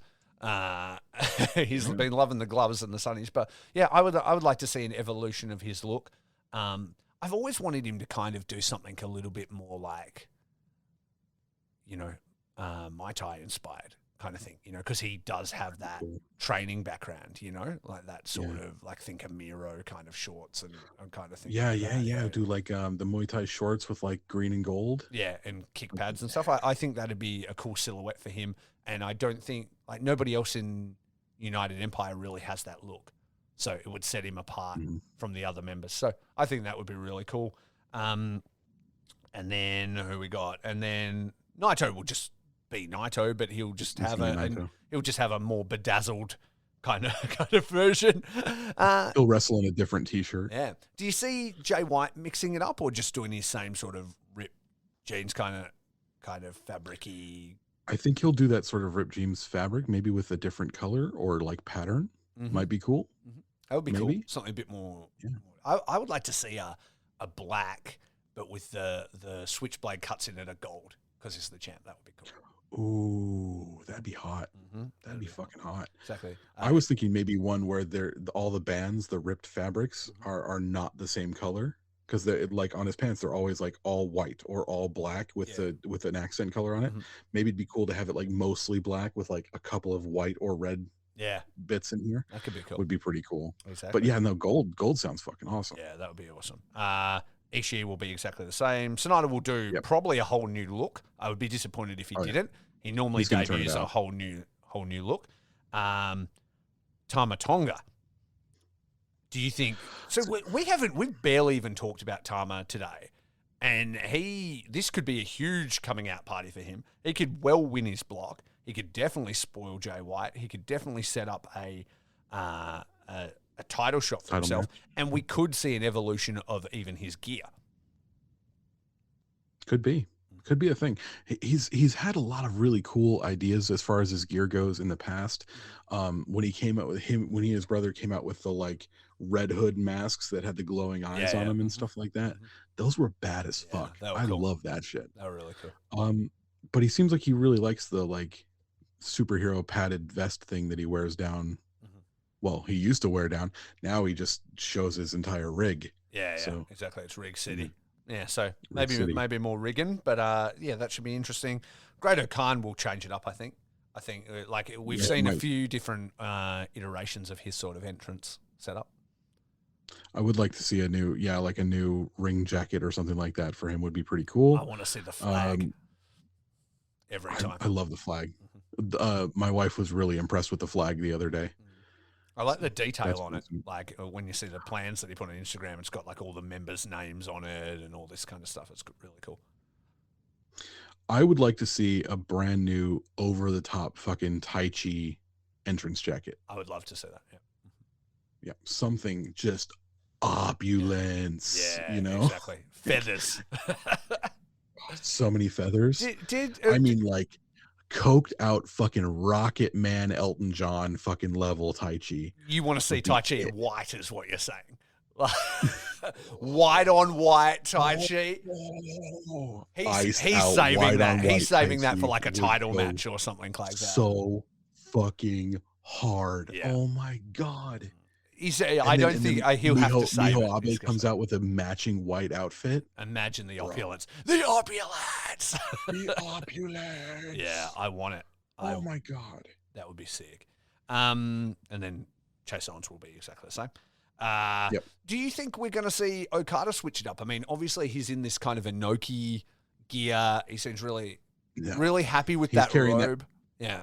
He's carrying that for the entire 50th. Yeah. Like the what do you think about the actual trunks and knee pads and stuff, though? Like, because he's been doing that cool. black, red, and gold. Like, he could change that up. I want to see that in like the same kind of fabric as his coat, his robe. That would be cool. Yeah. That would be very cool. I want to see him bring back more colors. I miss he had very royal colors before, like purple and gold and red and stuff. Very regal. Yeah, exactly. But yeah, so I think we'll keep that going. Yano will be exactly the same. Tom Lawler's going to be in get a denim. New pair of shorts. Yeah, exactly. Might get a new pair of Daisy Dukes. Yeah, exactly. Let's hope. Really, the Okada Shorts podcast should be behind him a lot harder than we are, to be fair. Yes. I love Tom Lawler. I think he's fantastic. He's awesome. Jonah, probably going to look like Jonah. Jeff Cobb, probably going to look like Jeff Cobb. Bad Luck Fale. Just in a t-shirt and camo? Like exactly the same? Or? Wonder if maybe he might come out with like, because he's the rogue general, maybe he comes out with like a army helmet. That would be... It's like a military police kind of setup. I think we'll see maybe a return to like the beret and the cigar and that sort of vibe. Coming on from him, that'd be fine. Hear me. I would like to see no shirt again. I would like to see like the how you used to wear sort of like the singlet, and just have like tats and stuff out. I would like to see him there for business. I feel like when people wrestle in a t-shirt, it's just a house show. So. Yeah, hear me out on this. Lance Archer's like punk rock DIY aesthetic with all the patches and stuff like that, ripped up jackets and things like that. He's got that one vest that he wears, like a battle vest, like the denim battle vest with the patches. That, right? But a long trench coat. Yeah, that'd be cool. Yeah, no sleeves. Right? Yeah. hair fucking wild as the day is long, and like the patches and the fucking embroidery and stuff like that, the DIY nature of it. I'd be down for that for Lance Archer. Yeah, I think that'd be cool as I fuck. think he'll have a cool look going on. I mean, he's been doing cool things with his hair. Remember when he first did that G1 and he actually had the mohawk like up really high, like had it sprayed to the roof, and it was like super tall. That was sick. That was really sick. Lance Archer's cool as shit. Yeah, he's People cool as love shit. him. And we People haven't in even really love talked him. about him on this thing. I think he's going to do really well. I don't think he's going to win the block. You know, I mean, fuck, he could win the block. Could well win the block. But yeah, I think he's going to deliver in this. You know what I mean? He hasn't Definitely. been on TV heaps in AEW recently, and so he'll be reminding everybody why he was signed in the first place. You know? Speaking of hair, you're looking in your reflection and fixing your coif. That's just an artful muss, my friend. It's not a quaff, it's a mess. Fuck you. At least you have a mess. Fuck you. It's hard work. So yeah, like I think we're in for an exciting show, man. This is actually less matches than a normal G1 with the way the blocks are set up. But you know that scene in The Simpsons where Homer sits down with like 86 pieces of single like wrapped American cheese and just eats the entire thing till he goes blind? That's how I get every summer. Yeah. And I was thinking that this we would need to divide up the blocks, but that's not what we need to do, right? Because the blocks divide over the nights themselves. So we just need to divide up the nights for G1. So it's basically we're just going to have to trade up, like I'll do the odd days, you do the even days, that sort of thing. Yeah, exactly. And just go one for one kind of thing. Yep. Exactly. So what do you want to do? You want to go first since it's your baby? Or you want me to go first? I'll go first. I think I'll... Well, let's look at the first two. Let's look at the first two nights and see which one you'd rather take. Yeah, please. So the first night, here it is. First night, Okada and Cobb, Sonata and Jay White, Tanahashi and Hanare, Osprey and Phantasmo. That's gonna be a fucking hell of a night. Second night is Yano versus Jonah, Ishii versus Taichi, which could be pretty good. Zack Sabre Jr. versus Kenta, and Shingo versus Juice. So obviously the A block I think has the bigger matches in it, but the first night has the bigger matches in it. The second night has some pretty fun storytelling opportunities with Sabre and Kenta and Shingo and Juice. And looks like could be a certified banger with Ishii and Taichi if you like a bunch of lariats. Yeah, that's gonna be awesome. Which I do. Yeah, I love them. I think I'll do the first one. I'll set the tone for the G1 ring, and it is straight after work tomorrow, so I'll be able to come home and crank it on and just get into it. I'm not sure what the movements will be on the Sunday, so I think that will work out better for my life if I just crank into the first one, and we'll just get them out as quick as we can. Super. I'm excited. Super. It's going to be awesome. Exactly. So we've got what? Saturday, Sundays, Wednesday, Saturday, Sunday, Tuesday, Wednesday, Sunday. Cool. Nah, that's fine. Yeah, we'll just burn through it and we'll just alternate them. Yeah, this is going to be great. They're not coming out like it's not every single day and things like that like it used to be. They're really taking their time spreading these out a little bit. Yeah, so which makes it a little bit easier, to be fair. So that's all cool. And plus you're only doing every other show, and there's less matches than I think 4 less matches than a normal G1. It's going to be less insane. That's pretty cool. It's going to be less insane than in the past. And yeah, we'll just get them up as we can get them. So I think we'll just record. We'll send them through to the lovely folks at Count Out, and they'll get them up when we can get them up. Exactly. Shout out Count Out. Yeah, I think you guys are going to be hearing a lot more of our dulcet tones, and hopefully you enjoy it, man. Getting a bunch of we'll still be doing a normal show every 2 weeks like normal, but you're going to be getting quite the amuse-bouche of tiny shows in between here. Absolutely. Let's look at how many shows will have passed by the time we speak again as a team. So we'll be scheduled to speak again on the 29th. So how many matches will have happened? Quite a few by that point. Yes, it would be 4, 8, 12, 16, 20, 24, 28 matches will have happened by then. Cool. That's actually a nice halfway point of the tournament. So we'll be able to be like, okay, cool, this is where we're feeling, this is what we are. And then by the time it comes around for the next one, the tournament will be well and truly finished, I think. So when's it? No, it won't. We'll have quite a few shows left. That's maybe a third of the way. Oh, really? Okay, so 29th, and then what? Oh, yeah, and then the 12th, and then it doesn't finish till the 18th. Okay, then, yeah, cool. Yeah. So, and then we'll have a last wrap-up before we run into the final week, of last few nights, and then we'll go from there. And then the show after that will probably be like booking the Tanahashi run to the exactly right. That sounds like a plan to me. Absolutely. All right, man. Tell the people where to find us, and let's wrap this sucker up. Let's do it. So you can find me on Twitter and Instagram at eldestructo83. You can find our show here at Okada Shorts on Instagram and Twitter. Somehow no one was parking that one. I don't know why they didn't. Seems like they could have made some money. Where are they going to find you on the Instagram or the Twitter? Yeah, they're going to find me at Faces Feels Cast on both. You can find Faces and Feels Wrestling Podcast on all good podcast suppliers and apps.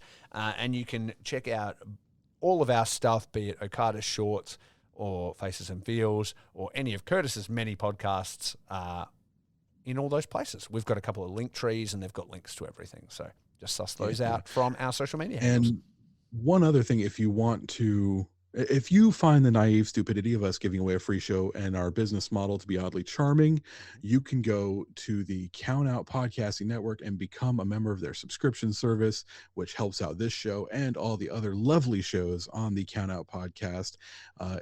Count Out Podcasting Network, and it also gets you access to extra shows from How to Talk to Your Friend About Wrestling, Ring Post Radio, all the great shows that we have on there. Your Dose of Death, Independent Waters. Great fucking shows, and you can get extra content from them as well. And then we get a cut of that. So we appreciate it every month when it comes through, and we're hoping to see more of you over there because it is worth it. Absolutely.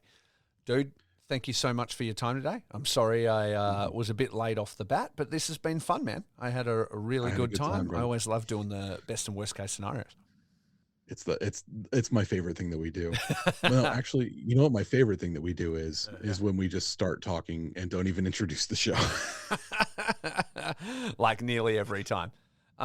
Did we even do it today? I don't even know. But either way, people have figured it out. You introduced the show today, which was silly. Yeah, I might have. I didn't know what I was doing, but what else is a surprise? But yeah. Right on. Well, let's say hi to O&A. Yep, exactly. If anybody wants a banger theme like ours that it starts with and will soon end with, check out my boy Owen at Riff Your Pod. He has made various themes for us and done a good job. And I kind of teased that a theme for a very famous deathmatch wrestler will be coming out very soon, and it will. So keep your eyes and ears peeled for that because it's going to be a banger. All right. Thank you to Count Out Network. Thank you to Curtis. Check out all the places you can find us. And remember, keep it right. I'm going to fuck it up. I'm going to do it again because I had a thing I wanted to say and then I forgot what it was. What am I going to say, Curtis? Because I want to start putting it in the podcast, but due to the power of editing, I'm just going to go back and figure it. I'm going to say... Don't cut this. Maybe I'll leave it in. Who knows? But what I'm going to say is rate and subscribe, listen or die, keep it right, keep it tight, and most importantly, keep it short. Peace.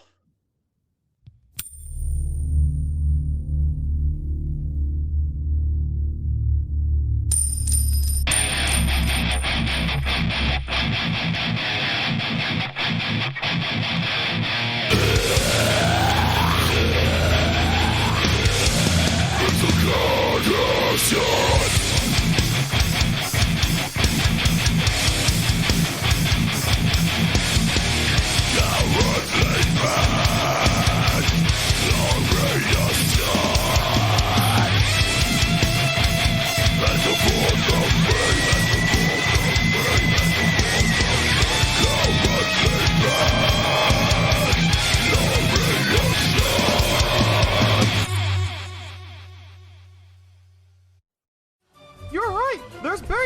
treasure! How did you know? There always be treasure in the independent waters, matey. Why don't more people come here for their hunt for treasure, Captain? It'd be a hard one to find, but if you want to make it easier to find, tune into Independent Waters on the Count Out Network. Every Wednesday with your hosts, me, Zach Batista.